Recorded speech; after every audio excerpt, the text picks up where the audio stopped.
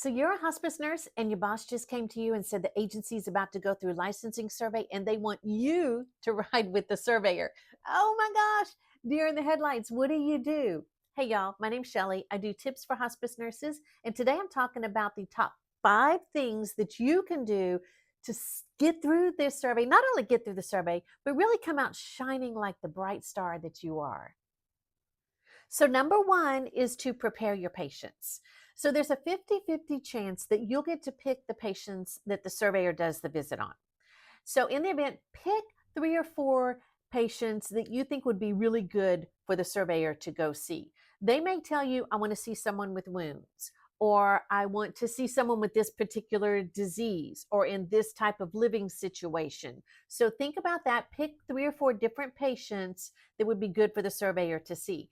And what you really want to do is pick your easiest patients. This is not a time where you want to show all of your skills because anytime we're doing a lot of procedures and stuff, there's always room there for stuff to happen. So pick your easiest patients, pick your most pleasant patients, pick the ones that you have known the longest, that you have the strongest rapport with, and and then let them know what is going on. You need to let all of your patients know what's going on. In the event that you don't get to pick the patient, they need to know that you may be coming with a surveyor and that there's nothing wrong. This is not an investigation or a complaint survey, that this is something that happens every 3 to 4 years in order for the company to keep their license. The surveyor's out there to just to see, to make sure that you are giving good care to the patients.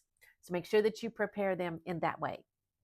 Number 2 is to prepare the nursing home, because there's a very good chance that the surveyor is going to request to see a patient that's in a facility. So if you get to pick the facility that you have the strongest rapport with. Pick your favorite facility. Let them know, let all of your facilities know that you will be coming around in the next few weeks with a surveyor. And then you want to make sure that all of your paperwork is up to date. If you have binders and those kind of things, all of that stuff is up to date. That you know the nurse is there and they're used to you talking to them and sharing rapport with them, that you call in the families after the visit, all of those kind of things that you do. And then also scan the rooms really carefully for anything. Look at it like an outsider. I was one time got a deficiency because there was an oxygen canister standing up unsecured in the corner in the nursing home, in the patient's room in the nursing home. So look at all of those kind of things and make sure you have all of that stuff cleaned up and ready for the surveyor to be there. And number 3, clean out your car. So the surveyor is probably not going to ride with you, but they will look in your car. So make sure it's neat and clean. Any patient supplies are kept in bins, neatly stored in the trunk of your car. If you have any patient information, say, for example, if you do an admit, like half in your tablet and half on paper, that paper has to be secured. So you should have a bin in your trunk that with some kind of lock. I get some bins at Walmart that have these little holes where you can just run a simple little padlocky thing through it. You can do that. There's also locking clipboards you could put it in. Put that in your trunk, lock it up, and then your trunk is locked. So that counts as your double lock to secure any paper patient information. Make sure you have nothing with paper patient information laying around in your car.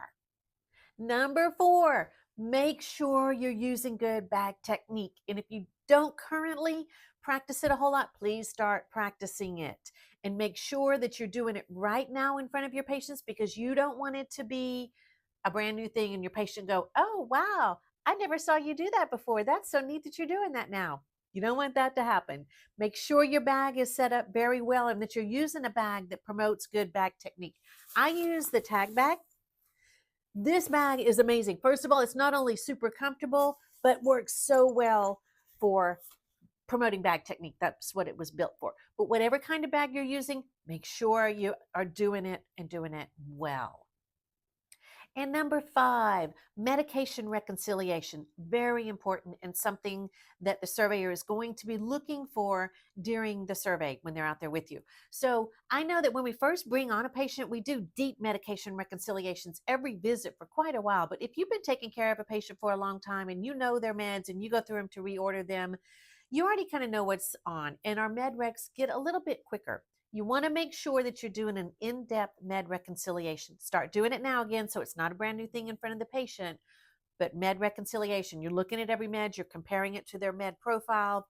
If y'all do the pill planners, you're filling their pill planners.